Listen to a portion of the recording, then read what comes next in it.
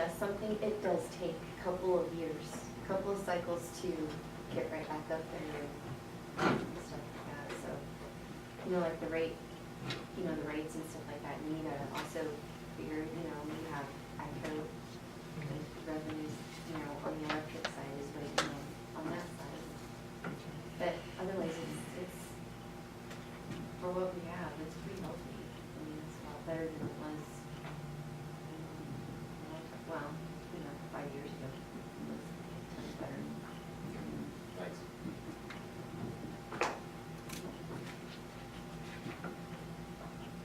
Any other questions? Thank you, Jason. Discussion items, Kansas moderate income housing. All right, so these are both kind of on the same time. So North Campus, so again, kind of had some two different ideas kind of approached me the last couple of weeks. So kind of wanted to throw them at you guys, and kind of bounce them off of it, get some feedback, advice, obviously work sessions. So nothing's, you know, set in stone or anything like that. So I was kind of couching that way, but. Kind of the first one is there's an opportunity, you know, to apply for a grant that basically allows you to create any sort of housing assistance. You know, I mean, it's pretty flexible. Okay, so it doesn't. What I've said here in my narrative is just kind of our brainstorm idea, but it's pretty flexible as far as how many different communities throughout Kansas have used this over the last, you know, decade or two. I don't know how long it's been in existence, but quite a while. So this is done through this Kansas, I'm gonna forget, housing resource, which I think they basically administer this for the state housing trust fund that the state has. So so kind of doing some brainstorming on, you know, not only obviously in our position, hey, what do we do with North Campus, trying to move some more lots potentially, you know, however we slice and dice this. But obviously, there's also some other infill opportunities. You know, there's, you know, the Cornerstone down by the Catholic Church has quite a few lots. You know, they've demoed, cleaned up some areas, so they have some lots available, et cetera. So, trying to figure out, hey, what can we create as a program that, you know, potentially anybody can use and apply to build a home through for the city, and North Central Regional Planning Commission would fund it, or would fund it. Thank you. They would administer it for us, or help us administer it, so. Doug's not here tonight. Yeah, so yeah, Carol said he's good. You know, so, anyway, so to kind of set the table a little bit, you know, as a group, we kind of sat down and really tried to think of, you know, again, this is geared mostly towards creating housing stock. You know, the $250,000 number, you know, at first it's like, what? But, you know, as far as in a city of Beloit, what we have found in trying to put numbers together and try to think about how somebody could build a house here, you know, really the number we kept coming back to from a price per square foot number, from just an entry level, probably on a slab with a garage and nothing fancy, was probably going to be $200,000 plus. We're really pushing that $250,000 number. I mean, that's even, we even called some folks that either bought a Wordcraft, or I think Doug even talked to somebody at Wordcraft, you know, even bringing in something like that, you know, stick-built home, traditional home, but just, you know, built in a factory. And even a lot of those are starting at your $115 a square foot, and you got to get a garage and a slab and whatever else. So kind of kept coming back to that number. And so again, this is a moderate income grant. Again, it's very flexible. So in that, I believe, you know, for a family of 5, you know, the household income can be $110,000. You know, so pretty decent income. You know, nothing, nothing breaking records, but it's, again, it's kind of that stretch of people that, you know, it's not your low income housing that shouldn't. If I put that in here, it really shouldn't be that. It's really just, you know, new housing that's efficient, but yet affordable for a family. You know, maybe a couple of teachers, or something to that effect. Okay, so it's kind of trying to fill that. You know, you should drive around, there's for sale signs, but there may be that gap of new construction that's still affordable, and kind of in that $200,000 to $250,000 price range, that isn't there as much as, you know, a lot of the $70,000 price range. We see all those driving around, there's a lot of those sitting around. There's really not a lot in this price point, okay? So that's how we kind of came up with that number. You know, again, the program, you'd apply for it, to meet those income guidelines. It's based on number of people in your house, so it kind of scales up and down based on that. So I think it could fit, you know, retirees to, you know, families that have 5, you know, 3, 4, 5 kids. Okay, so,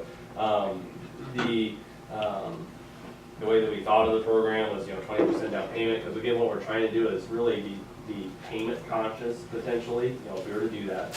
Payment conscious, because if you don't do at least a 20% down, you're gonna have to pay mortgage insurance or second mortgage, so it really kind of shoots you in the foot if you're trying to, you know, get somebody that maybe is, you know, 2 new teachers at the high school, or, you know, the elementary school, or there's, you know, some teachers and whatever at the Catholic school, you know, trying to hit those affordability price points for people.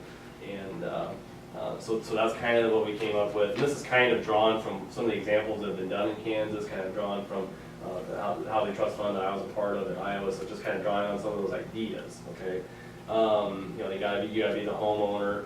It's kind of, I kind of plugged this in, I couldn't remember if we agreed to this or not, but kind of a 5-year, you gotta be in there, and otherwise you gotta get paid part of that equity, or, you know, that's gotta come out of the proceeds of the house if you're to sell it early, that type of thing. So, so that's kind of what we were throwing out there. You know, part of what we thought I would talk about with you guys, again, with North Campus, and this is kind of where you guys, you can, all of this, you can say yea or nay, but really come into play is, again, you know, you can keep the cost down. You know, we've got those lots. Do we, you know, one way you could do it is you just, you know, as part of this program, the lots for free, but again, the lots are $10,000, $11,000, $12,000, so it's not a make or break it in this scenario. It's just kind of what I wrote in there. It's just something to consider.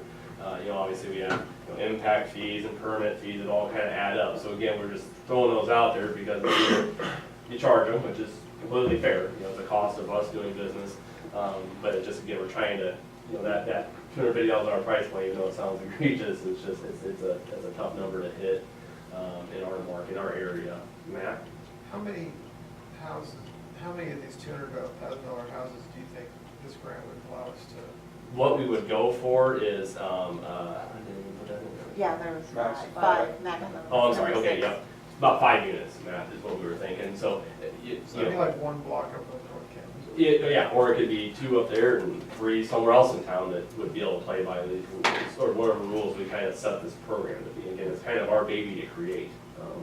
You know, so some drawbacks are gonna be, you know, kind of like we're gonna talk about here in a little bit, is if somebody else wants to buy a lot, or people have already bought lots, you know, at what point, you know, they could, I guess they could play along with it. They wouldn't even have to give a lot away as long as they could meet the $250,000 price. You know, that's kind of what the program guidelines, as far as I'm concerned. You know, if they haven't already owned a lot, they can figure out a way to build houses or something at that price point. I guess it doesn't frankly matter, but the only other thing is, you know, if you got somebody else interested in lots up there, and we're gonna ask them to pay for those lots, you know, because they want to build maybe a higher price point house. I could see where that might, you know, giving a lot away could cause some issues. You know, again, us typing this up on Friday, kind of thing, like, okay, you know, kind of both ways. I would think whatever we do, we want to stimulate new construction because that'll have an effect of employing people and trickling on through the Yeah. economy.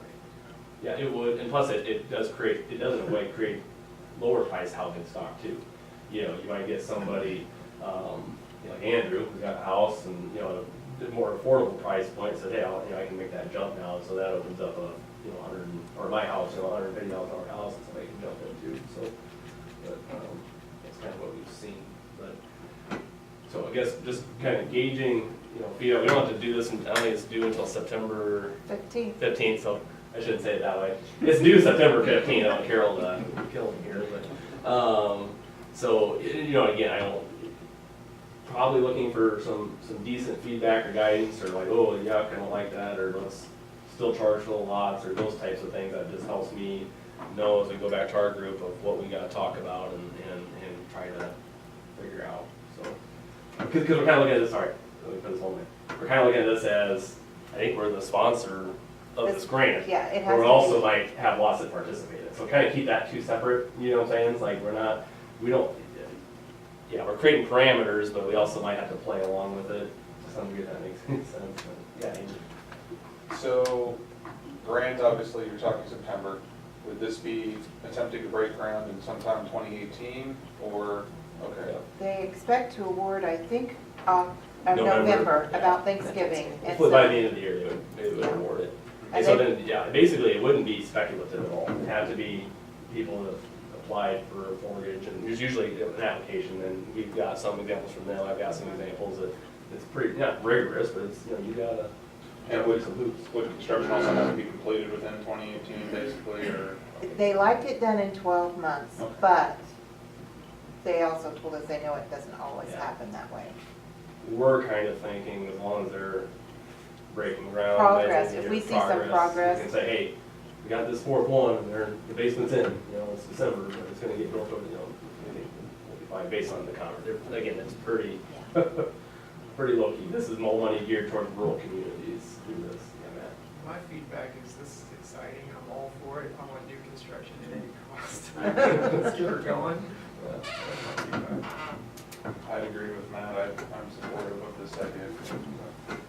Probably the only, you know, again, maybe we talk about the next opportunity here before, but, you know, probably the idea of charging for the lot or not, because again, I don't know, you don't wanna, I don't know what the right phrase is, but, you know, you don't wanna get yourself caught in a trap on one end and then still trying to sell, you know, you still have 30 other lots up there, you know, to sell. So I guess that would be, something that we need to kind of consider, that we probably didn't think through all the way. when we talked. Part of the, It can set up for neighborhood revitalization, yes. part of the competition of this is what is coming in on the local side, and that's where we were talking about it. There's lots available, that counts as a match and helps raise our chances a little bit. That's true. And also by the waiving of the fees, that helps, we can count that as a match to that. It's very competitive. It's, And we may not end up getting any out there, you know, it just depends. Right. So if we put the cost of the lots that we own as a city in, does that count as a cash match towards that grant? that is what's considered in match towards that whole $250,000 pool. What's the downside? To this? Yeah.